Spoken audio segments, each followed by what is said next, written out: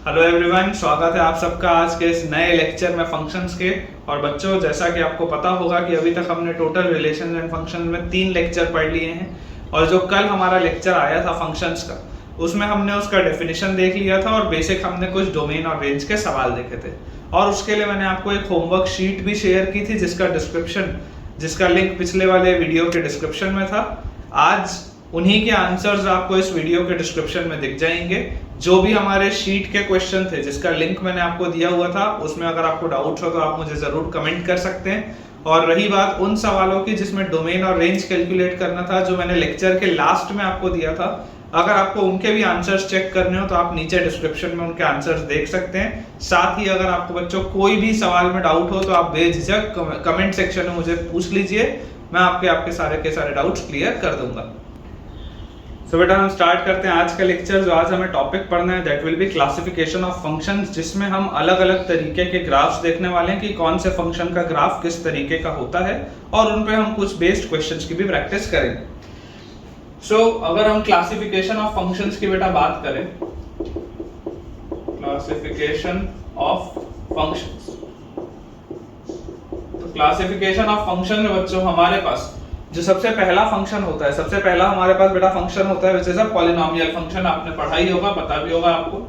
Polynomial एक ऐसी चीज है बच्चों जो हम क्लास 9 से पढ़ना स्टार्ट करते हैं। पॉलिनोमियल एक ऐसी चीज है जो हम क्लास 9 से पढ़ना स्टार्ट करते हैं, और आप में से सबको ही एक फेयर इनफ आइडिया होगा कि पॉलिनोमियल होता क्या है। जैसा कि मैं डेफिनेशन में बोलता भी हूं कि पॉलिनोमियल उस तरीके के अलजेब्रिक एक्सप्रेशंस होते हैं जिसमें वेरिएबल का जो पावर होता है वो एक होल नंबर होता है। वापस बोल रहा हूं, पॉलिनोमियल वैसे अलजेब्रिक एक्सप्रेशंस होते हैं जिसमें वेरिएबल का जो पावर होता है वो होल नंबर होता है। अगर हम मान लीजिए एक जनरल इक्वेशन लिखना चाहें पॉलिनोमियल का, तो हम बहुत आसानी से लिख सकते हैं a0 x to the power n plus a1 x to the power n minus 1 plus a2 x to the power n minus 2 से लेकर अगर हम चले जाएं an तक, आप यहां पर देख सकते हैं यहाँ पर x का पावर डिक्रीज होता जा रहा है। आप मान सकते हैं यहाँ पर x का पावर 0 होगा। x का पावर 0 बोले या कुछ भी ना लिखें, एक ही बात है। तो इस पॉलिनोमियल इक्वेशन में, ये एक जनरल इक्वेशन है पॉलिनोमियल का, और इस पॉलिनोमियल इक्वेशन में टोटल नंबर ऑफ टर्म्स कितने होंगे बेटा? इसमें टोटल नंबर ऑफ टर्म्स होंगे n+1, क्योंकि ये a0 से an तक है। अगर a1 से an तक होता तो n टर्म्स होते, क्योंकि ये टर्म एक और लिखा हुआ है, तो total number of terms n+1। और यहाँ पर हम ये बहुत आसानी से देख सकते हैं कि n जो होता है बेटा, n जो होता है वो एक होल नंबर होता है। आप उसको होल नंबर बोल लीजिए या आप उसको नॉन नेगेटिव इंटीजर बोल लीजिए, एक ही बात है। आप उसको होल नंबर बोल लीजिए या आप उसको नॉन नेगेटिव इंटीजर बोल लीजिए, एक ही बात है, क्योंकि नॉन नेगेटिव इंटीजर मतलब 0 और पॉजिटिव इंटीजर वही होल नंबर। यहाँ पर अगर हम बात करें तो ये आई जो होते हैं, ai मतलब a0 a1 a2 a3 इस तरीके से an तक, ये सारे के सारे रियल नंबर्स होते हैं। ये सारे के सारे रियल नंबर्स होते हैं। और अगर इसकी डिग्री में बोलता हूं बच्चों, अगर इसकी मैं आपको डिग्री बोलता हूं कि n है, अगर इसकी डिग्री n है तो डिग्री क्या होती है? हाईएस्ट पावर होती है। तो अगर इसकी डिग्री हम n बोलेंगे, इसका मतलब क्या होगा? इसका मतलब ये होगा कि a0 की वैल्यू 0 नहीं हो सकती, क्योंकि जो डिग्री होगी उसका कोफिशिएंट कभी भी 0 नहीं हो सकता। अगर ये डिग्री इसकी n है तो a0 की वैल्यू 0 नहीं हो सकती। फिर इसमें एक कंसेप्ट आता है बच्चों मोनिक पॉलिनोमियल का। तो मोनिक पॉलिनोमियल वो टर्म्स होते हैं, मोनिक पॉलिनोमियल बच्चों वो टर्म्स होते हैं जिसमें लीडिंग कोफिशिएंट जो होता है, लीडिंग कोफिशिएंट जैसे a0, जो हाईएस्ट डिग्री है उसका कोफिशिएंट, लीडिंग कोफिशिएंट जो होता है उसकी वैल्यू 1 होती है। मोनिक पॉलिनोमियल मतलब ऐसे पॉलिनोमियल जिसमें लीडिंग कोफिशिएंट की वैल्यू क्या होती है? 1 होती है। तो ये बेटा हमने बेसिक सी बात की है। देखिए मैं आपके लिए अगर डेफिनेशन बोले तो पढ़ देता हूं, अगर आप चाहें तो वीडियो स्लो करके या 2-3 बार सुन के लिख भी सकते हैं। If a function f is defined by fx which is equal to a0 x raise to the power n plus a1 x raise to the power n minus 1 plus a2 x raise to the power n minus 2 से लेकर an तक, where n is a non negative integer, जैसा मैंने आपको बोला भी, n is a non-negative integer and a0 से an are real numbers, ये सारे के सारे रियल नंबर्स हैं। और a0 की वैल्यू 0 नहीं है अगर इसकी डिग्री n है तो। और एक पॉलिनोमियल फंक्शन जो होता है बेटा, अगर आप पॉलिनोमियल, जैसे हम आगे आगे जैसे बढ़ते जाएंगे हम उनके ग्राफ भी डिस्कस करेंगे, तो आप ये देखेंगे कि एक पॉलिनोमियल फंक्शन हमेशा ही कंटिन्यूअस होता है। एक पॉलिनोमियल फंक्शन हमेशा ही बेटा कंटिन्यूअस होता है। कंटिन्यूअस होने का मतलब क्या? कंटिन्यूअस होने का मतलब है कि वो कभी भी उसमें कोई ब्रेक नहीं आता। उसके इक्वेशन में, उसके ग्राफ में कभी पर भी कहीं पे ऐसा पॉइंट नहीं आता जहां पे आपका फंक्शन डिफाइंड ना हो। तो अगर ये मैं कंटिन्यूअस बोल रहा हूं तो कंटिन्यूअस बोलने का मतलब ये है कि मेरा फंक्शन हर जगह डिफाइंड होगा, मेरा फंक्शन हर जगह डिफाइंड होगा, ये मतलब होता है कंटिन्यूअस फंक्शन का। अब इसमें बेटा मैं आपको कुछ नोट के पॉइंट बता देता हूं, कुछ हम नोट के बेटा पॉइंट्स देख लेते हैं। तो नोट का जो पहला पॉइंट है, नोट का बेटा पहला पॉइंट है polynomial of degree 1, a polynomial of degree 1, a polynomial of degree 1 with no constant term, with no constant term, a polynomial of degree 1 with no constant term is called an odd linear function, is called, अभी odd और even functions क्या होते हैं आपके लिए आएगा, ठीक है, is called an odd linear function। Linear function तो बिल्कुल समझ में आता है क्योंकि इसकी डिग्री बेटा 1 है, तो ये लीनियर तो होगा, ये बात तो समझ में आती है। ऑड और इवन का आपको कंसेप्ट आएगा, ठीक है। ऑड फंक्शन बोलने का सेंस मैं आपको अच्छे से समझाऊंगा डिटेल में कि होता क्या है, फिलहाल के लिए आप इसको बस लिखकर चलिए। तो यहां से हम बोल सकते हैं इसका मतलब ये है कि fx जो होगा वो कुछ ax के फॉर्म का होगा। जनरली हम लीनियर फंक्शंस को क्या बोलते हैं, ax प्लस b के फॉर्मेट में बोलते हैं, जहां पर b कांस्टेंट होता है। तो आपको यहाँ पर देखिए बोला जा रहा है विथ नो कांस्टेंट टर्म, तो अगर कांस्टेंट टर्म नहीं है इसका मतलब b की वैल्यू 0 है, और अगर b की वैल्यू 0 है तो ये ऑड लीनियर फंक्शन हमारे पास आ जाएगा। इसके बाद एक बहुत ही और इंपॉर्टेंट कंसेप्ट है, मैं इसको एक बार मिटा देता हूं, उसके बाद हम आगे बढ़ते हैं। सो बच्चों एक बहुत ही इंपॉर्टेंट कंसेप्ट है, बहुत ही ज्यादा इंपॉर्टेंट कंसेप्ट होता है, मैं आपके लिए लिख देता हूं कि अगर मान लीजिए हमारे पास कभी आ गया fx multiplied by f of 1 by x is equal to fx plus f of 1 by x। मान लीजिए मेरे पास कभी ऐसा आया, मान लीजिए मेरे पास कभी ये रिलेशन आया कि fx into f of 1 by x is equal to fx plus f of 1 by x, और इसमें अगर बेटा मुझे ये बोला जा रहा है कि fx जो है वो पॉलिनोमियल फंक्शन, अगर मुझे ऐसा बोला जा रहा है कि fx जो है वो पॉलिनोमियल फंक्शन है, तो बेटा अलजेब्रा की पूरी दुनिया में, पॉलिनोमियल्स की पूरी दुनिया में सिर्फ और सिर्फ ऐसे दो फंक्शंस हैं जो इस रिलेशन को सेटिस्फाई करते हैं। ये बहुत इंपॉर्टेंट रिलेशन है, अगर आपने अपनी क्लास में इसे ना पढ़ा हो तो आप इसे जरूर लिखेंगे, इस पे सवाल बनता है, जेईई एडवांस में ही बनता है। आज मैं आपको इस पर बेस सवाल करवाऊंगा भी ताकि आप पे क्लैरिटी और बढ़िया से आए कि होता क्या है। तो अगर हम यहाँ पर देखें तो पूरी अलजेब्रा की दुनिया में, पूरे पॉलिनोमियल्स की दुनिया में केवल ऐसे दो फंक्शंस हैं, दो ऐसे पॉलिनोमियल फंक्शंस हैं जो इस रिलेशन को सेटिस्फाई करते हैं। मैं आपके लिए लिख देता हूं उन्हें। हमारे पास fx हो सकता है या तो 1 plus x to the power n, या fx हो सकता है 1 minus x to the power n, जहां पर n जो होता है बेटा, n जो होता है हमारे पास वो एक पॉजिटिव इंटीजर होता है। n जो होता है हमारे पास वो होता है एक पॉजिटिव इंटीजर। अब कुछ बच्चों के मन में एक डाउट आ रहा होगा कि सर ये कहां से निकला, कुछ बच्चों के मन में एक डाउट आ रहा होगा कि ये कहां से निकला। तो मैं इसको आपको लिए एज अ होमवर्क छोड़ देता हूं, लेकिन मैं आपको हिंट बता देता हूं। हिंट बेटा ऐसा है कि अभी अभी मैंने आपको पॉलिनोमियल एक फंक्शन जो होता है उसका जनरल इक्वेशन बताया, वो a0 an वाला। आप उस जनरल इक्वेशन को मान लीजिए fx, f of 1 by x भी आप कर लीजिए और इस रिलेशन में डाल दीजिए उसको पूरे को, और दोनों साइड से आप LHS और RHS में कोफिशिएंट्स को कंपेयर कर लीजिए। जैसे अगर मैं कांस्टेंट टर्म देखूं तो कांस्टेंट टर्म को आप कंपेयर कर लो, अगर हम डिग्री n वाला देखें तो n वाली डिग्री को कंपेयर कर लो। थोड़ा सा उसमें बायनोमियल का भी कंसेप्ट निकलेगा लेकिन हो जाएगा, ठीक है। वहां से आप डिराइव कर लेंगे कि ये दो रिलेशंस होते हैं ऐसे पॉलिनोमियल के जो इस रिलेशन को मेरे सेटिस्फाई करते हैं। इस पे भी हम सवाल बनाएंगे, मैं आपको इससे सवाल करवाऊंगा। एक हम नोट का अगला पॉइंट और लिख लें, ये मेरा नोट का सेकंड पॉइंट था। हम एक नोट का बेटा थर्ड पॉइंट और लिख लेते हैं कि ये पॉलिनोमियल ऑफ डिग्री ऑड है। अगर मेरे पास कोई भी एक पॉलिनोमियल है ऑड डिग्री का, ऑड डिग्री बोलने का मतलब है कि 1 3 5 7 इस तरीके का। मेरे पास कोई भी एक पॉलिनोमियल है ऑड डिग्री का, the polynomial of degree odd has its range minus infinity to infinity. ये अगर आपने थोड़ा भी 10th में अगर बेटा मैथ्स ठीक से पढ़ा है या 11th में आपने थोड़ा सा भी ठीक से अलजेब्रा वाला पोर्शन पढ़ा है तो आपको ये बात पता होगी कि एक ऑड फंक्शन जो होता है वो नीचे से ऊपर पूरे में सेटिस्फाइड होता है। वो सारी की सारी आर की वैल्यूज ले सकता है, पूरी की पूरी रेंज में वो फंक्शन फैला हुआ होता है, इसलिए इसका रेंज होता है माइनस इंफिनिटी से लेकर इंफिनिटी तक। जैसे मान लीजिए अगर हम y इक्वल टू एक्स की बात करें तो इस तरीके की लाइन आती है, अगर हम y equal to x cube की बात करें तो इस तरीके का मेरे पास कर्व आता है।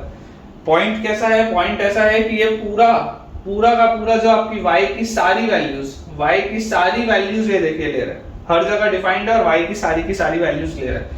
पॉलिनोमियल फंक्शन है तो कंटीन्यूअस तो होगा ही होगा, अभी मैंने आपको बताया था, और इसकी रेंज में भी सारे के सारे रियल नंबर्स आएंगे, इसलिए माइनस इंफिनिटी से इंफिनिटी। लेकिन अगर मान लीजिए मेरे पास एक पॉलिनोमियल है इवन डिग्री का, मान लीजिए बच्चों मेरे पास एक पॉलिनोमियल है इवन डिग्री का, तो इवन डिग्री के जो भी पॉलिनोमियल्स होते हैं, इवन डिग्री के बेटा जो भी पॉलिनोमियल्स होते हैं, इन सारे के सारे पॉलिनोमियल्स में एक खास बात होती है कि इवन डिग्री का पॉलिनोमियल जब भी होगा उसका रेंज कभी भी पूरा का पूरा रियल नंबर हो ही नहीं सकता। क्यों? क्योंकि अगर मान लीजिए मैं y equal to x square की आपके लिए बेटा बात करूं तो आप इस पॉइंट को समझिए कि मेरा ग्राफ को घूम के ऊपर जाना ही पड़ेगा, मेरे ग्राफ को घूम के ऊपर वापस जाना ही पड़ेगा, वो जहां से शुरुआत किया था उस तरफ उसको जाना ही पड़ेगा। इसलिए इसका आंसर कभी भी ऑल रियल नंबर्स हो ही नहीं सकता। हो सकता है ये ग्राफ ऐसा बन रहा हो सकता है ये ग्राफ ऐसा बन रहा हो, नेगेटिव वैल्यूज भी ले सकता है, उसका प्रॉब्लम नहीं है। अलग अलग मैं ग्राफ करते जाऊंगा तो रेंज में नेगेटिव वैल्यूज भी आएंगी, उसमें कोई प्रॉब्लम नहीं है। प्रॉब्लम है कि वो सारा का सारा माइनस इंफिनिटी से प्लस इंफिनिटी नहीं ले सकता, ये बात जरूरी है। तो अगर हम इसके रेंज की बात करें तो इसका रेंज बेटा जो होगा वो हमेशा एक सबसेट होगा सारे के सारे रियल नंबर्स का। इसका रेंज जो होगा वो हमेशा एक सबसेट होगा सारे के सारे रियल नंबर्स का। ठीक है, मैं पॉइंट पढ़ भी देता हूं। Polynomial of degree odd has its range minus infinity to infinity, but a polynomial of degree even has a range which is always a subset of R. It will always be a subset of R. कभी भी ये उसके बराबर नहीं हो सकता, हमेशा ही उसका वो सबसेट होगा। ठीक है, तो इसके साथ बेटा अब हमने पॉलिनोमियल के फंक्शन को खत्म कर लिया है, लेकिन अगला फंक्शन पढ़ने के पहले ये वाला जो पॉइंट है जो मैंने आपको बताया बहुत इंपॉर्टेंट पॉइंट है, उस पर हम कुछ क्वेश्चन सॉल्व करेंगे। तो बेटा हमारे सामने क्वेश्चन लिखा हुआ है, जैसा मैंने आपको बोला था ये उसी कंसेप्ट पर बेस्ड है। अब डायरेक्टली अगर मैं देखूंगा तो मुझे वो वाला कंसेप्ट कई बार दिखाई नहीं देगा, ठीक है, लेकिन है वही कंसेप्ट, और इस तरीके का सवाल बहुत आसानी से आप किसी ना किसी कॉम्पिटिटिव एग्जाम में या जेईई मेंस में देख सकते हैं। ठीक है, उसी कंसेप्ट का। अब मुझे कैसे क्लिक करेगा कि ये वो कंसेप्ट है, क्योंकि डायरेक्टली तो दिख नहीं रहा। तो एक बेसिक कोई भी बेटा बच्चा होगा, एक एवरेज बच्चा कोई भी होगा, वो ये सोचेगा कि यार यहाँ पर g ऑफ 1 बोला गया 1 नहीं है, यहाँ पे बोला गया g ऑफ 2 का वैल्यू 5 है, यहाँ पर बोला गया g ऑफ 3 निकालो, और ये एक रिलेशन दिया हुआ है जहाँ पे gx जो है वो पॉलिनोमियल है, ये जो g फंक्शन है वो एक पॉलिनोमियल फंक्शन। तो कोई भी एक साधारण बच्चा सबसे पहले सोचेगा कि यार अगर मैं x को y को दोनों को 1 के बराबर रखूं, अगर मैं x को, क्योंकि सॉल्व तो करना है, कुछ तो डालना पड़ेगा, अगर मैं x और y को दोनों को मान लो 1 के बराबर रखूं तो ये इक्वेशन क्या ऐसा दिख रहा है कि ये g1 आएगा, ये भी g1 आएगा, तो ये g1 का होल स्क्वायर हो जाएगा, ये g1 होगा, ये भी g1 होगा, ये भी g1 होगा और -2 होगा। तो ये कितनों को बात समझ में आती है कि g1 जो होगा एक क्वाड्रेटिक फंक्शन यहाँ पर बन जाएगा, g1 में एक क्वाड्रेटिक फंक्शन बन जाएगा। अगर समझ में आता हो तो आप थम्स अप कर सकते हैं कमेंट्स में। अगर यहाँ पर मैं बोलूं कि g1 एक क्वाड्रेटिक फंक्शन बन जाएगा, इसका मतलब आप सोच के देखो, g1 into g1 is equal to g1 plus g1 plus g of 1 into 1 minus 2। ठीक है, इतनी बार g1 लिखते लिखते वो रावण मूवी की मुझे याद आ गई। तो यहाँ पर हमारे पास आ जाएगा g1 का square is equal to twice of g1, नहीं twice of g1 नहीं आएगा, thrice of g1 आएगा, thrice of g1 minus 2। तो यहाँ से हमें दिखाई दे रहा है कि ये g1 में क्वाड्रेटिक है, तो g square 1 minus 3g1 plus 2 equal to 0, तो g1 square minus 2g1 minus g1 plus 2 equal to 0। तो यहां से g1 बाहर निकला, अंदर आ गया g1 माइनस 2, माइनस 1 बाहर आ गया, अंदर आ गया g1 माइनस 2 इक्वल टू 0।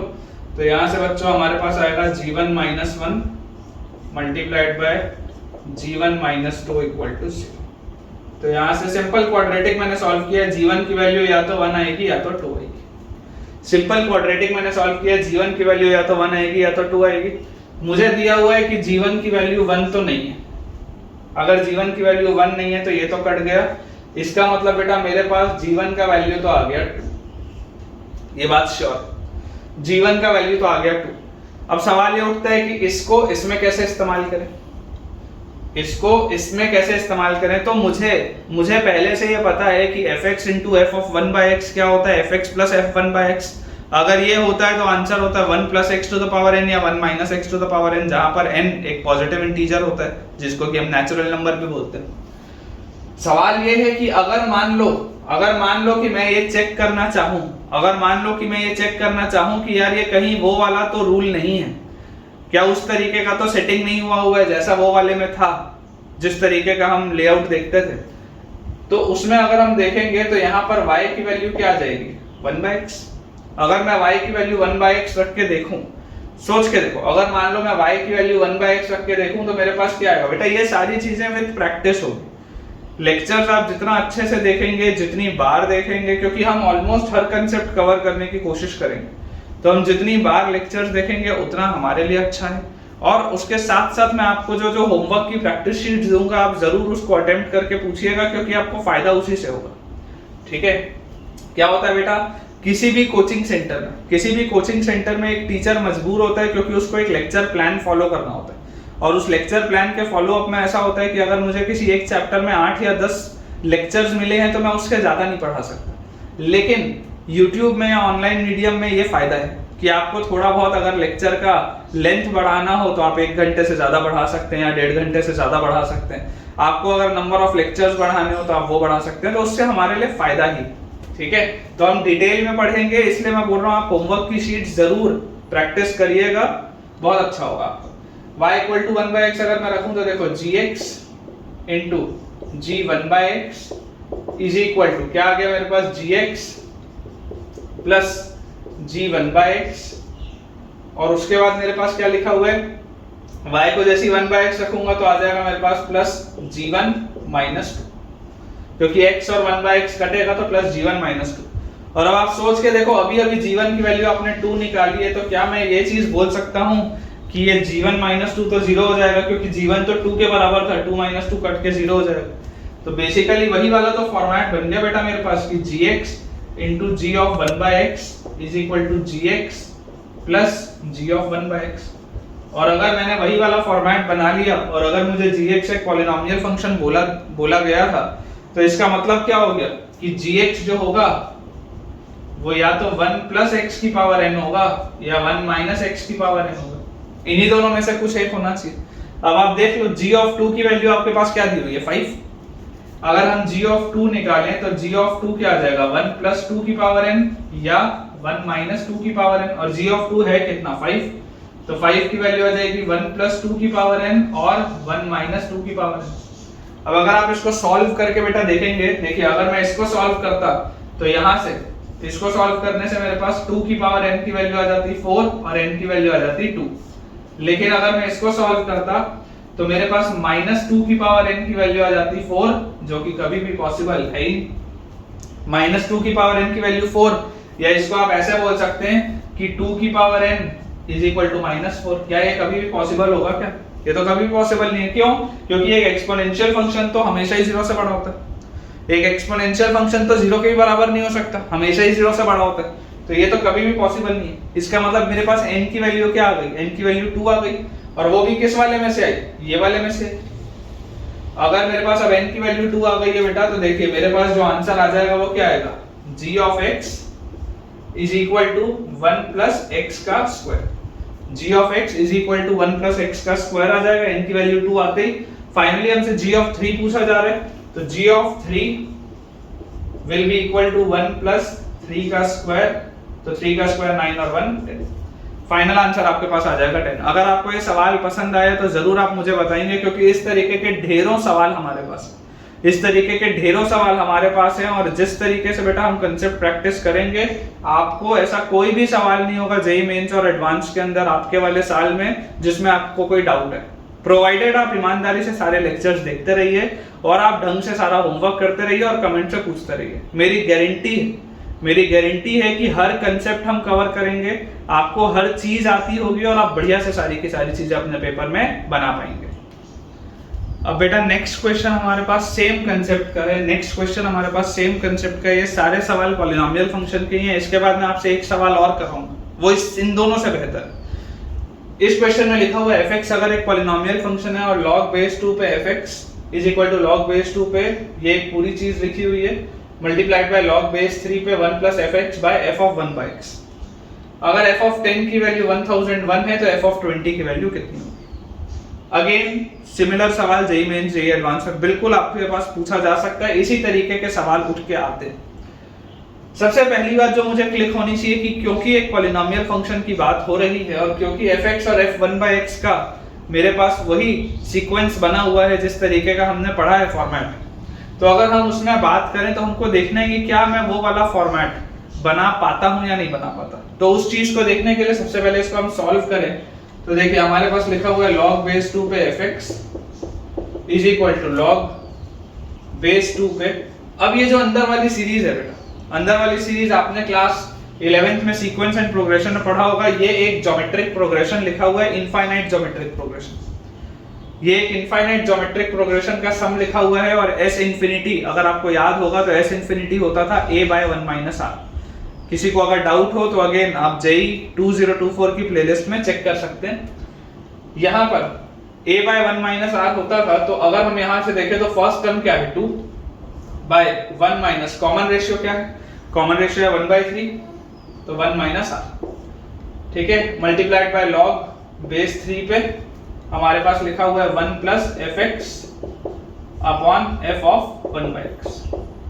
ये हमारे पास दिया हुआ। यहां से अगर बेटा हम देखेंगे तो हमारे पास आ जाएगा log बेस 2 पे fx इज इक्वल टू, यहां से आप देखिए बेटा इसको आप सॉल्व अगर करेंगे तो log बेस 2 पे 2 बाय 1 माइनस 1 बाय 3 कितना होता है, 1 माइनस 1 बाय 3 होता है 2 बाय 3। ये 2 और 2 कटेगा, 3 ऊपर आ जाएगा, तो ये बेसिकली रिड्यूस होके ये हो जाएगा, ठीक है, log 3 बेस 2 हो जाएगा मल्टीप्लाइड बाय log 3 पे 1 plus fx upon f of 1 by x। अब बेटा अगर आप चेन रूल लगाएं, या अगर आप बेस चेंजिंग थ्योरम लगाएं तो आपको ये दिखाई दे रहा होगा कि this whole thing can be written as log 3 by log 2 multiplied by log 1 plus fx by f of 1 by x upon log 3, और यहां पर लिखा हुआ है log बेस 2 पे fx।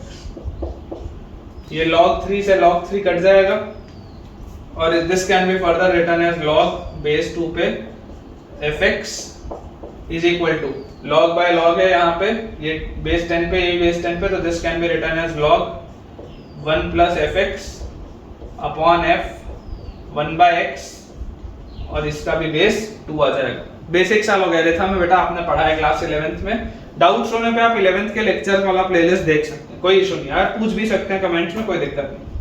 जैसे हम कंपेयर करेंगे, कंपेयर करते बेटा मेरे पास आ जाएगा fx is equal to 1 plus fx upon f 1 by x, और अगर मैं इसे एलसीएम लेके सॉल्व करूंगा तो देखो वही फॉर्मेट बन गया fx into f 1 by x is equal to fx plus f 1 by x। और क्योंकि मेरे पास वही फॉर्मेट बन चुका है, इसका मतलब fx का वैल्यू या तो 1 प्लस x की पावर n होगा या 1 माइनस x की पावर n होगा। अब f ऑफ 10 बेटा मेरे पास देखो कितना दिया हुआ है 1001, तो f ऑफ 10 अगर हम देखें तो f of 10 will be equal to 1 plus 10 की पावर n और 1 माइनस 10 की पावर n, और ये 1001, तो 1001 will be equal to 1 plus 10 की पावर n और 1 माइनस 10 की पावर n। इसे अगर मैं सॉल्व करूंगा तो बेटा यहाँ से देखो 10 की पावर n आ जाएगा मेरे पास 1000, मतलब n की वैल्यू आ जाएगी 3। और अगर मैं इसे सॉल्व करूंगा तो -10 की power n will be equal to 1000 या 10 की power n will be equal to -1000। अभी मैंने आपको बताया था कि एक एक्सपोनेंशियल फंक्शन कभी भी नेगेटिव तो हो ही नहीं सकता, तो ये रिजेक्ट हो जाएगा, ये एक्सेप्ट हो जाएगा। इसके लिए fx जो होगा वो 1 + x to the power n के फॉर्मेट का होगा। अब अगर हम देखें तो फाइनली हमारे पास आ गया fx = 1 + x raise to the power, क्योंकि n 3 आया है तो x3। ठीक है, तो यहां से बेटा f(20) पूछा जा रहा है, तो f(20) will be equal to 1 + 20 का क्यूब, मतलब 1 + 8000। तो मेरा आंसर आ गया बेटा 8001। मेरा आंसर आ जाएगा बेटा 8001। सो बच्चों, अब एक बहुत ही बढ़िया सवाल हमारे सामने लिखा हुआ है, बिल्कुल आप इसमें स्टार लगा के रख सकते हैं। बहुत ही एक अच्छा सवाल हमारे सामने लिखा है कि अगर fx एक मोनिक पॉलिनोमियल है जिसकी डिग्री 4 है, अगर fx एक मोनिक पॉलिनोमियल है जिसकी डिग्री 4 है और fx = 1/x, fx = 1/x, ये एक रूल है जो इन 4 नंबर्स के लिए फॉलो होता है। ठीक है ना, ये एक रूल है जो केवल इन 4 नंबर्स के लिए फॉलो होता है और किसी के लिए फॉलो नहीं होता। ये एक रूल है जो सिर्फ इन 4 नंबर्स के लिए फॉलो होता है। तो f(5) क्या होगा? f(5) क्या होगा? तो आपको इस बात को समझना है कि अगर मैं f(1) बोलूंगा तो वो 1/1 आएगा, अगर मैं f(2) बोलूंगा तो 1/2 आएगा, अगर मैं f(3) बोलूंगा तो वो 1/3 आएगा, f(4) अगर मैं बोलूंगा तो 1/4 आएगा। लेकिन अगर मैं f(5) बोलूंगा तो वो 1/5 नहीं होगा, वो 1/5 बोलना गलत है। क्यों? क्योंकि ये रूल सिर्फ इन 4 के लिए वैलिड है, अदरवाइज वो वैलिड नहीं है। तो अगर बेटा हम यहां से देखें तो देखो हमें क्या बात समझ में आती है, हमें ये बात बेटा समझ में आती है कि इसको मैं थोड़ा सा अगर रीअरेंज करके लिखूं तो x fx = 1 आएगा, जिसको हम लिख सकते हैं x fx - 1 = 0। मैंने रीअरेंज करके लिखा x fx - 1 = 0। और क्योंकि ये रूल इन चारों नंबर्स के लिए वैलिड था, तो अब इस रिलेशन के लिए मैं बहुत आसानी से ये बोल सकता हूं कि ये चारों उसके रूट्स होंगे। बहुत सीधी सी बात है ना यार, ये 4 नंबर इस रिलेशन को सेटिस्फाई कर रहे थे। मैंने इस रिलेशन का थोड़ा सा ओरिएंटेशन बदल के इस फॉर्मेट में लिख दिया, तो अभी भी तो ये चारों नंबर इसको सेटिस्फाई करेंगे। और अगर अभी ये चारों नंबर इसको सेटिस्फाई करेंगे तो वो बेसिकली उसके रूट्स होंगे। क्यों? क्योंकि मैंने RHS में 0 के बराबर कर दिया, इक्वेशन सेटिस्फाई हो जाएगा, रूट्स हो जाएंगे। अब अगर मेरे पास ये चीज आ गई है तो आप जरा सोच के देखिए कि अगर मैं इस पूरे रिलेशन को कोई एक नया रिलेशन बोल दूं gx, लेट, अगर मैं इस पूरे रिलेशन को कोई एक नया रिलेशन बोल दूं gx, तो मुझे इस वक्त क्या दिखाई दे रहा है कि gx के 4 रूट है 1 2 3 4। ये बात तो श्योर है कि gx के 4 रूट है 1 2 3 4। अब जो सबसे इंपॉर्टेंट पॉइंट है बेटा, जो आपको बहुत ध्यान से समझना है, वो क्या है? fx जो था उसकी डिग्री 4 थी, fx जो था उसकी डिग्री 4 थी। ये x into fx - 1 मैंने किया है, तो कितने बच्चों को ये बात समझ में आती है कि यार gx की डिग्री तो 5 होनी चाहिए, क्योंकि fx अभी तक था तो उसकी अकेले की डिग्री 4 थी, अब उसमें भी एक x और मल्टीप्लाई हो गया, तो gx की डिग्री 5 होनी चाहिए। अब अगर बेटा gx की डिग्री 5 होनी चाहिए, तो मैं आपको बोल रहा हूं कि gx को क्या मैं ऐसा मान सकता हूं क्या, x - 1 x - 2, क्योंकि ये तो 4 रूट सही हैं, x - 3 x - 4, तो ये तो अभी पावर 4 आता, क्योंकि इसकी डिग्री 5 है, तो क्या मैं इसको x - k का फॉर्मेट दे सकता हूं कि यार मान लो इसका 5वां रूट k होगा, तो देखो सबको मैं मल्टीप्लाई करूंगा तो gx की डिग्री 5 आ जाएगी।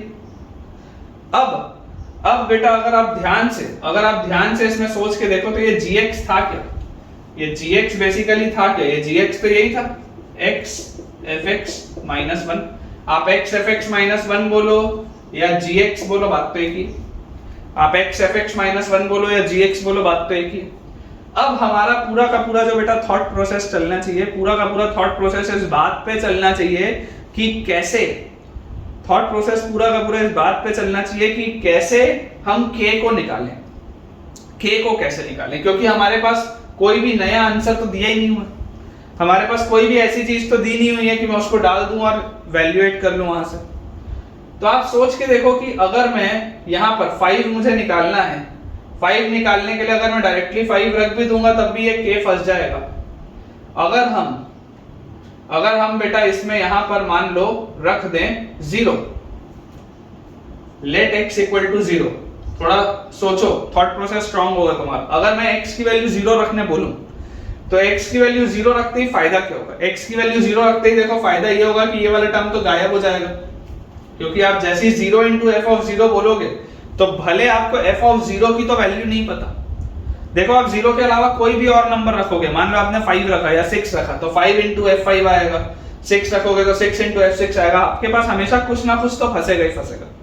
लेकिन अगर आप 0 बोलोगे तो 0 रखते ही क्या फायदा आपके पास होगा? 0 रखते ही आपके पास फायदा होगा कि ये वाला जो पूरा टर्म है, भले मुझे f of 0 नहीं पता लेकिन वो 0 से मल्टीप्लाई होगा तो पूरा गायब हो जाएगा। -1 इज इक्वल टू 0 -1 मतलब -1, फिर -2, फिर -3, फिर -4, फिर -k, ये आ जाएगा। तो यहां से देख लो आ गया -1 इज इक्वल टू 2 3 6 4 24 और 4 y माइनस है और अंदर है -k, ये माइनस के और ये माइनस गया तो k का वैल्यू आ गया बेटा अपने पास 1/24, k का वैल्यू अपने पास आ गया बेटा 1/24। अब अगर k का वैल्यू 1/24 आ गया है, इसका मतलब हम क्या बोल सकते हैं बेटा कि x fx -1 ये जो है, x fx -1 ये जो है इसकी वैल्यू क्या है? x -1, x -2, x -3, x -4 और x -1/24, x -1/24। इसमें कुछ बच्चों को बेटा इसमें डाउट आ सकता है कि सर 0 कैसे रख लिए, 0 पे तो ये अनडिफाइंड हो जाएगा fx, f of 0 तो 1/0 के अनडिफाइंड हो जाएगा। तो मैंने आपको शुरू में ही बेटा बोल दिया था कि ये वाला रूल सिर्फ इन 4 वैल्यूज के लिए, तभी तो मैंने बोला था कि f of 5 1/5 नहीं होगा। तो जिस तरीके से f of 5 1/5 नहीं हो सकता, उसी तरीके से f of 0 1/0 नहीं होगा, क्योंकि ये वाला रूल सिर्फ इन 4 नंबर्स के लिए। इसलिए आप यहाँ पर सेफली 0 रख सकते हैं, कोई प्रॉब्लम नहीं। अब अगर मुझे f of 5 निकालना है तो x की जगह अगर मैं 5 रखूंगा तो 5 into f of 5 -1 is equal to 5 - 1 4 3 2 1 into 5 - 1/24। यहां से अगर हम सॉल्व करेंगे तो 5f5 -1 is equal to 4 into 3 12 into 2 24 into 24 into 5 120 -1 119/24। 24 से 24 कटा तो इसको अपन यहां पर नीचे लिख लेते हैं कि 5 into f5 is equal to ये -1 उधर जाएगा तो +1 हो जाएगा तो 120, तो f of 5 की वैल्यू आ जाएगी बच्चों 24। f of 5 हमारे पास सॉल्व होके आ जाएगा 24। जरूर मुझे कमेंट से बताइएगा कि ये सवाल आपने पहले बनाया था या नहीं बनाया था, और अगर नहीं बनाया था तो इसको बनाने से आपको फायदा हुआ या नहीं हुआ। बिकॉज ये वाला जो कंसेप्ट है कि डिग्री इसकी 5 हो जाएगी और एक नया वेरिएबल मानना पड़ेगा, ये कंसेप्ट जनरली बेटा बच्चे मिस कर जाते हैं, जिसकी वजह से ये सवाल गलत होता है। तो बच्चों अब हमने चर्चा पूरी की पूरी कर ली है पॉलिनोमियल फंक्शंस के ऊपर। तो अब हम सेकंड तरीके का फंक्शन करते हैं which is algebraic functions. Algebraic functions. अब अलजेब्रिक फंक्शंस बेटा आपको ऑलरेडी ये बात पता है कि अलजेब्रिक फंक्शंस क्या होता है। अलजेब्रिक फंक्शंस बेसिकली एक ब्रॉडर टर्म है पॉलिनोमियल का, बाकी बात तो वही है। बस हमको ये बात पता रहती थी कि सारे के सारे पॉलिनोमियल फंक्शन जो होते हैं वो अलजेब्रिक फंक्शन का ही एक सबसेट होते हैं, ठीक है ना। अलजेब्रिक फंक्शन मतलब बच्चों ऐसे फंक्शंस होते हैं जिनको आप अलजेब्रिक मेथड्स के थ्रू बना सकें। अलजेब्रिक मेथड्स मतलब एडिशन हो गया, सब्ट्रैक्शन हो गया, रेडिकल साइन लेना हो गया, मल्टीप्लिकेशन हो गया, डिवीजन हो गया, ये वाले जो हम प्रोसेसेस करते हैं, और जब ये वाले प्रोसेसेस हम पॉलिनोमियल्स के ऊपर करते हैं तो उससे जो फंक्शंस निकल कर आते हैं वो होते हैं अलजेब्रिक फंक्शंस। जैसे मैं आपके लिए सबसे पहले तो एक बार डेफिनेशन रीड आउट कर देता हूं ताकि आपको समझ में आ जाए। इसका डेफिनेशन बोलता है a function f is called an algebraic function if it can be constructed using algebraic methods, algebraic operations such as addition, subtraction, multiplication, division and taking roots on polynomials। Sense क्या है मैं आपको दोबारा समझा रहा हूं। जैसे मान लीजिए आपके सामने लिखा हुआ है fx is equal to x square plus 1। अब ये अलजेब्रिक इक्वेशन तो है और साथ ही साथ ये पॉलिनोमियल भी है। लेकिन अगर आप मान लीजिए मैं इस पे अंडर रूट लगा दूं, अगर मैंने इस पॉलिनोमियल वाले फंक्शन पे अंडर रूट लगा दिया तो अभी ये अलजेब्रिक इक्वेशन तो अभी भी है, लेकिन अब ये पॉलिनोमियल नहीं, ठीक है ना। ये इस पे अलग से मतलब ये थ्योरेटिकल सा बेटा थोड़ा सा टॉपिक है, जहां जहां पे मुझे जरूरत लगेगी मैं आप लोगों को बिल्कुल सवाल कराते रहूंगा, लेकिन जो जो थ्योरेटिकल टॉपिक है उसको अपन थोड़ा जल्दी जल्दी स्किप करेंगे, ठीक है ना। उसी तरीके से मान लीजिए मैं आपको fx एक फंक्शन बोल देता हूं x की पावर 4 + 1 / 2x² + 2, मान लीजिए मैंने ये बोल दिया। अब अगर हमने ये चीज बोली है तो अकेले ये पॉलिनोमियल है, अकेले ये भी पॉलिनोमियल है, लेकिन अगर मैं इन दोनों को डिवाइड कर दूंगा, अगर मैं डिवीजन वाला अलजेब्रिक ऑपरेशन लगा दूंगा, तो अब ये अलजेब्रिक ऑपरेशन, अब ये बस एक अलजेब्रिक एक्सप्रेशन है, पॉलिनोमियल नहीं है, क्योंकि ये पॉलिनोमियल का डेफिनेशन फॉलो नहीं कर रहा। या इसमें मान लीजिए मैं कुछ ऐड भी कर दूं कि मैं x + 2 भी ऐड कर दिया, क्यूब रूट ऑफ 1 - x भी ऐड कर दिया, कुछ भी मैंने ये अगर प्रोसेस कर दिया, तो इंडिविजुअली 1 - x जो है, इंडिविजुअली 1 - x एक पॉलिनोमियल है, इंडिविजुअली x + 2 एक पॉलिनोमियल है, ठीक है ना। लेकिन अगर मैं 1 - x के ऊपर क्यूब रूट लगा लूंगा तो अभी ये पॉलिनोमियल नहीं, ये एक अलजेब्रिक एक्सप्रेशन है पूरा का पूरा, ठीक है। तो जैसा एक सिंपल सा नोट होता है बेटा, जैसा हम बोलते भी हैं कि सारे के सारे अलजेब्रिक एक्सप्रेशन पॉलिनोमियल नहीं होते, सारे के सारे अलजेब्रिक एक्सप्रेशन पॉलिनोमियल नहीं होते, लेकिन सारे के सारे पॉलिनोमियल जरूर अलजेब्रिक एक्सप्रेशन होते हैं, सारे के सारे पॉलिनोमियल्स जरूर अलजेब्रिक एक्सप्रेशन होते हैं, बट सारे के सारे अलजेब्रिक एक्सप्रेशन बच्चों पॉलिनोमियल्स नहीं होते, ठीक है। और जो फंक्शंस बेटा, जो फंक्शंस, ये हमें बात पता होनी चाहिए, एक टर्मिनोलॉजी होती है, कई बार बच्चा नया देखता है तो समझ में नहीं आता उसको, functions which are not algebraic, functions which are not algebraic are known as transcendental functions.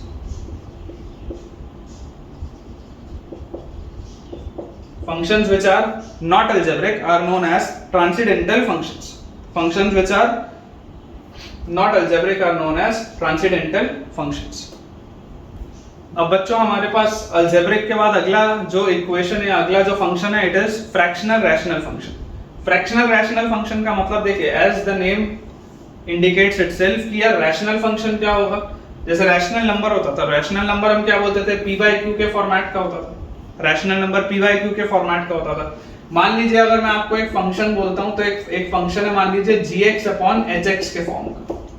मान लीजिए एक फंक्शन हमारे पास दिया हुआ है gx/hx के फॉर्म का, जहां पर gx भी एक पॉलिनोमियल फंक्शन है, hx भी एक अपने आप में पॉलिनोमियल फंक्शन है। gx भी एक पॉलिनोमियल फंक्शन है, hx भी एक पॉलिनोमियल फंक्शन है। इस तरीके के फंक्शंस को कहा जाता है रैशनल फंक्शंस। इस तरीके के फंक्शंस को कहा जाता है रैशनल फंक्शंस। और हमारे प्रीवियस लेक्चर में बच्चों हमने ये देखा ही है कि मान लीजिए अगर इसका डोमेन D1 है और अगर इसका डोमेन D2 है, अगर ऊपर वाले का डोमेन D1 है और नीचे वाले का डोमेन D2 है, तो fx का जो डोमेन होगा वो D1 इंटरसेक्शन D2 होगा। fx का जो डोमेन होगा वो बच्चों D1 इंटरसेक्शन D2 होगा, क्योंकि हमें ऐसे x की वैल्यूज चाहिए जिसमें मेरे दोनों ही फंक्शंस डिफाइंड हो। हमें ऐसे x की वैल्यूज चाहिए जिसमें हमारे दोनों ही फंक्शंस डिफाइंड हो, और इसके साथ साथ हमें ये भी देखना है कि hx का वैल्यू 0 नहीं होना चाहिए। इसके साथ साथ हमें ये भी देखना है कि hx का वैल्यू 0 नहीं होना चाहिए। क्यों नहीं होना चाहिए 0? क्योंकि अगर hx का वैल्यू 0 हो गया तो ये जो पूरा का पूरा मेरा fx है वो अनडिफाइंड हो जाएगा, ठीक है। जैसे मान लीजिए अगर हम एक सवाल देखें कि fx जो है वो है बच्चों 2x⁴ - x² + 1 और डिवाइडेड बाय नीचे लिखा हुआ है x² - 4। मान लीजिए ये सवाल है और मुझे बोला जा रहा है कि यार इसका तो डोमेन बताओ आप। तो अगर मैं अकेले ऊपर वाले फंक्शन को देखूं तो अकेला ऊपर वाला फंक्शन एक पॉलिनोमियल है, एक बाइक्वाड्रेटिक पॉलिनोमियल है। तो ये वाला जो पॉलिनोमियल है ये तो सारे के सारे रियल नंबर्स में डिफाइंड है। अगर मैं अकेला नीचे वाला पॉलिनोमियल देखूं तो अकेला नीचे वाला ही पॉलिनोमियल सारे के सारे रियल नंबर्स पे डिफाइंड है, लेकिन हमें ये भी देखना है कि ये जो नीचे वाला पॉलिनोमियल है वो कभी भी 0 ना हो जाए, ठीक है। तो उसके लिए मुझे क्या करना पड़ेगा, मुझे उन वैल्यूज को हटाना पड़ेगा जिसमें ये 0 हो रहा है, मतलब कि इसका डोमेन हो जाएगा सारे रियल नंबर्स, और उसमें से मुझे हटाना क्या क्या पड़ेगा, -2 और 2। क्योंकि -2 और 2 में नीचे वाला 0 हो जा रहा है, तो इसका डोमेन आ जाएगा सारे के सारे रियल नंबर्स एक्सेप्ट -2 and 2। ठीक है बच्चों, तो ये अपना हो गया फ्रैक्शनल रैशनल फंक्शन। अब हम देखते हैं एक्सपोनेंशियल फंक्शन। सो बच्चों अब हम पढ़ेंगे एक्सपोनेंशियल फंक्शन। तो जैसा आपको पता ही है कि एक्सपोनेंशियल फंक्शन जो होता है, एक्सपोनेंशियल फंक्शन जो होता है बेटा, वो होता है कुछ a raised to the power x या e raised to the power x का। एक्सपोनेंशियल फंक्शन जो होता है वो होता है a raised to the power x या e raised to the power x का। अगर मान लीजिए a raised to the power x लिखा हुआ है, तो इसको हम और कैसे लिख सकते हैं? क्या इसको मैं ऐसा लिख सकता हूँ क्या, e raised to the power x ln a। अगर आपको लोगैरिथम आता है, तो आप सोच के देखिए क्या इसको ऐसा लिखा जा सकता है क्या? क्योंकि x इसके ऊपर आ जाएगा, यहाँ बेस e और e हट जाएगा, तो a की पावर x से निकल के आएगा। बिल्कुल सही बात है, ये ऐसा लिखा जा सकता है। ठीक है, तो एक्सपोनेंशियल फंक्शन को हम इस तरीके से लिख सकते हैं। अब एक्सपोनेंशियल फंक्शंस जो होते हैं, एक्सपोनेंशियल फंक्शंस जैसे ये a raise to the power x का है, तो इसको एक्सपोनेंशियल फंक्शन ही क्यों बोला जाता है? इसको एक्सपोनेंशियल फंक्शन बच्चों इसलिए बोला जाता है क्योंकि ये जो है ये इसके पावर में है, एक्सपोनेंट में है। ये जो x है ये इसके एक्सपोनेंट में है, इसलिए एक एक्सपोनेंशियल फंक्शन है। अगर हमने क्लास 11th में मैथ्स थोड़ी भी ठीक से पढ़ी है तो हमें ये पता होगा कि e raise to the power x का ग्राफ ऐसा बनता है। e raise to the power x का ग्राफ ऐसा बनता है जहां पर ये x एक्सिस है और ये y एक्सिस है और ये y is equal to e raise to the power x का ग्राफ है। क्यों? क्योंकि हमें पता है एक एक्सपोनेंशियल फंक्शन जो होता है वो कभी भी 0 या उससे छोटा नहीं हो सकता। एक exponential function is always positive, it is always positive. तो देख लीजिए ये जो पूरा का पूरा ग्राफ है ये अपर सेगमेंट में ही है, एक्स एक्सिस के ऊपर ही है पूरा का पूरा। ये पूरा का पूरा पॉजिटिव y में ही है, ये थोड़ा सा भी y एक्सिस के मतलब ये x एक्सिस के नीचे नहीं होता है। ठीक है, तो ये एक्सपोनेंशियल फंक्शन है। जैसे जैसे मैं x बहुत छोटा करता जाऊंगा वैसे वैसे y की वैल्यू बहुत छोटी होती जाएगी, और जैसे जैसे मैं x बड़ा करता जाऊंगा वैसे वैसे मेरा y एक्सपोनेंशियली बड़ा हो जाएगा। वो जो हमने एक टर्म सुनते हैं ना कि एक्सपोनेंशियल ग्रोथ है, किसी बिजनेस में एक्सपोनेंशियल ग्रोथ है। एक्सपोनेंशियल ग्रोथ मतलब क्या होता है कि वो अचानक से बहुत तेजी से बढ़ता है। एक्सपोनेंशियल बोलने का मतलब है कि वो अचानक से बहुत तेजी से बढ़ता है। ठीक है, तो मैं आपके लिए इसके लिए डेफिनेशन पढ़ देता हूं कि function fx a raise to the power x, जिसको कि मैं e raise to the power x ln a भी लिख सकता हूं, ये एक एक्सपोनेंशियल फंक्शन होता है। और बहुत क्लियरली आप देख सकते हैं कि क्योंकि मैंने इसको इस तरीके से सजा के लिखा है, तो पहली बात तो a पॉजिटिव होना चाहिए क्योंकि वो log के सामने का नंबर है। और एक चीज और बोली जाती है कि पॉजिटिव नंबर के अलावा a को जनरली 1 नहीं लेना चाहिए। a को आप 1 ना लें तो ज्यादा बेटर है, लेने को तो ले सकते हो, कोई प्रॉब्लम नहीं है, लेकिन आप 1 के पावर में फिर कुछ भी करोगे तो आंसर निकल के 1 ही आएगा। इसलिए बोला जाता है कि हमको a को 1 नहीं लेना चाहिए। और यहाँ पर अगर हम x देखेंगे तो x तो सारे के सारे रियल नंबर्स हो सकते हैं, सारे ही रियल नंबर्स के लिए ये वैलिड है, सारे ही रियल नंबर्स के लिए पूरी चीज वैलिड है। तो अगर हम डोमेन देखें तो इसका डोमेन क्या है? इसका डोमेन है ऑल रियल नंबर्स। और अगर हम इसका रेंज देखें तो इसका रेंज क्या आएगा? इसका रेंज हमारे पास आ जाएगा फ्रॉम ओपन 0 से इंफिनिटी, सिर्फ और सिर्फ पॉजिटिव रियल नंबर्स। इसको आप r प्लस भी बोल सकते हैं, पॉजिटिव रियल नंबर्स, इसको आप r प्लस भी बोल सकते हैं। ठीक है, तो ये एक्सपोनेंशियल फंक्शन हो जाएगा बेटा। आई बिलीव आपको ये चीज क्लियर होगी। अब मैं आपको इसी के साथ साथ इसका ग्राफ एक और भी बता देता हूं। देखिए, जिन भी बच्चों को ये जानने की इच्छा होती है कि कौन से फंक्शन का कैसा ग्राफ होता है, मैं आपको 2 वेबसाइट्स बता रहा हूं। आप अगर चाहें तो उन वेबसाइट्स को थोड़ा सा स्टडी करिए, वहां पर आपको कई सारे फंक्शंस के आप ग्राफ खुद से बना सकते हैं। एक होता है जियोजेब्रा और एक होता है डेस्मोस। आप इनको बिल्कुल चाहें तो ओपन अपनी कर सकते हैं, मोबाइल में भी वेबसाइट अगर आपको उसमें ओपन करना हो, लैपटॉप में या डेस्कटॉप में आप ओपन करिए और बिल्कुल आप कुछ फंक्शंस के ग्राफ बना कर देखिए, उससे आपको थोड़ी सी अंडरस्टैंडिंग ज्यादा बेटर होगी। इसमें अगर बेटा मैं आपको ग्राफ बताऊं तो ये तो हमको समझ में आता है कि अगर ये जो बेस है, जैसे यहाँ पर बेस e है, यहाँ पर बेस a था, तो जब जब बेटा बेस जो होता है अगर बेस 1 से बड़ा होता है, जैसे e है, e की वैल्यू हम सबको पता है कि अप्रोक्सीमेटली 2.71 होती है, अप्रोक्सीमेटली 2.71 होती है। तो जब भी बेस 1 से बड़ा होता है तो ग्राफ का पैटर्न कुछ ऐसा होता है। जब भी बेस 1 से बड़ा होता है तो ग्राफ का पैटर्न कुछ ऐसा होता है। लेकिन जब भी बेस 1 से छोटा होगा, जब भी बेटा बेस 1 से छोटा होगा तो ग्राफ कुछ ऐसा होगा। बेस अगर 1 से छोटा है, ऑफ कोर्स बेस 0 से तो बड़ा ही होना चाहिए, ऑफ कोर्स आपका बेस 0 से तो बड़ा ही होना चाहिए, लेकिन बेस जब भी 1 से छोटा होगा तो ग्राफ का पैटर्न ऐसा होता है। और ये जिस पॉइंट पे मीट करते हैं this is called at a equal to 1, a equal to 1 पे ये मीट करते हैं यहाँ, ठीक है। ये जो पॉइंट ऑफ इंटरसेक्शन है कि अगर आप देखेंगे तो बेसिकली x की वैल्यू जब यहाँ पे आप 0 रखेंगे तो y की वैल्यू क्या आ जाएगी, 1 आ जाएगी। a इक्वल टू 1 नहीं बोलना चाहिए, y इक्वल टू 1 पे मीट करते हैं। ये y इक्वल टू a की पावर x का ग्राफ है ना। इस वाले अगर मैं कोऑर्डिनेट में देखूं कि x एक्सिस पे मतलब y एक्सिस पे कहां पे काट रहा है तो y एक्सिस पे x कोऑर्डिनेट 0 होगा, तो ये y की वैल्यू आ जाएगी 1, ये y इक्वल टू 1 का कोऑर्डिनेट हो जाएगा।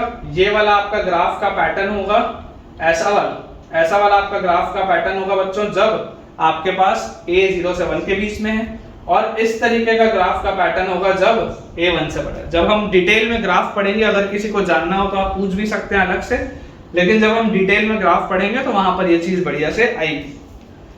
सिमिलरली बच्चों, सिमिलरली मैं आपके लिए होमवर्क के तौर पे दे रहा हूँ, आपके लिए मैं एक होमवर्क के तौर पे दे रहा हूँ कि आप इसको डेस्मॉस में या जियोजेब्रा में बना के देखिएगा।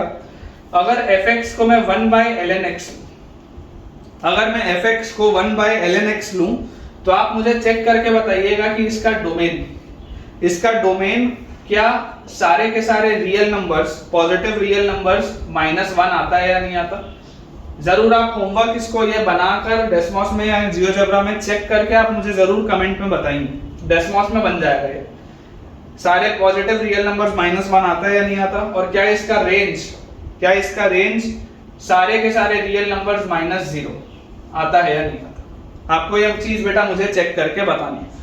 अगर आ जाता है तो जरूर आप मुझे कमेंट से बताइएगा, और अगर आपको ये अगले लेक्चर में डिस्कस करना हो तब भी बताइएगा ताकि हम इसका डिस्कशन नेक्स्ट लेक्चर में करें। तो बच्चों अब हमें बस सिर्फ 2 फंक्शन आज और देखने हैं। पहला है लॉगरिथमिक फंक्शन और उसके बाद है मॉड्यूलस फंक्शन। ये दोनों ही पुराने फंक्शन है बच्चों जो हमने क्लास में पढ़े हुए हैं, तो बहुत आसान से हैं। लॉगरिथमिक फंक्शन आप सबको ये बात पता ही होगी कि इस तरीके का लॉग का कर्व बनता है जब बेस 1 से बड़ा होता है, और इस तरीके का बेटा लॉग का आपके पास कर्व बनता है जब बेस 1 से छोटा होता है और 0 से बड़ा होता है। ये ग्राफ है log x बेस a का। आप सबको पता है x पॉजिटिव होना चाहिए, a पॉजिटिव होना चाहिए, a 1 के बराबर नहीं होना चाहिए। इसमें बहुत ज्यादा अपन चर्चा नहीं करेंगे क्योंकि हमने बहुत डिटेल में पढ़ा हुआ है। ये सब बेटा अगर आपको देखना हो तो आप JEE 2024 की प्लेलिस्ट में डिटेल में पढ़ सकते हैं। ये वाला जो है ये इंक्रीजिंग फंक्शन है, ये वाला जो है ये डिक्रीजिंग फंक्शन। आई होप आपको याद होगा इसे। तो अब बेटा अगर अपन मॉड्यूलस फंक्शन का देखें तो मॉड्यूलस फंक्शन भी आपने पढ़ा है कि सबको पता होगा y equal to mod x एक अगर मॉड्यूलस फंक्शन है तो इसका ग्राफ कुछ इस तरीके का होता है जो हम ऑलरेडी पढ़ के आए। ग्राफ देख के हमें बेटा ये बात पता चलती है कि इसका जो डोमेन है, इसका डोमेन तो सारे के सारे ही रियल नंबर्स है, और अगर हम इसका रेंज देखें तो इसका जो रेंज होगा इसका रेंज क्या आ जाएगा, सारे के सारे पॉजिटिव रियल नंबर्स यूनियन 0, सारे के सारे पॉजिटिव रियल नंबर्स यूनियन 0, या इसको मैं ये भी बोल सकता हूं कि क्लोज ब्रैकेट 0 से इंफिनिटी। इसको मैं क्लोज ब्रैकेट 0 से इंफिनिटी भी बोल सकता हूं। अगर आप ध्यान से देखेंगे कि 0 से लेकर इंफिनिटी तक ये सारी वैल्यूज ले रहे हैं, या पॉजिटिव रियल नंबर है और उसके साथ साथ 0 भी।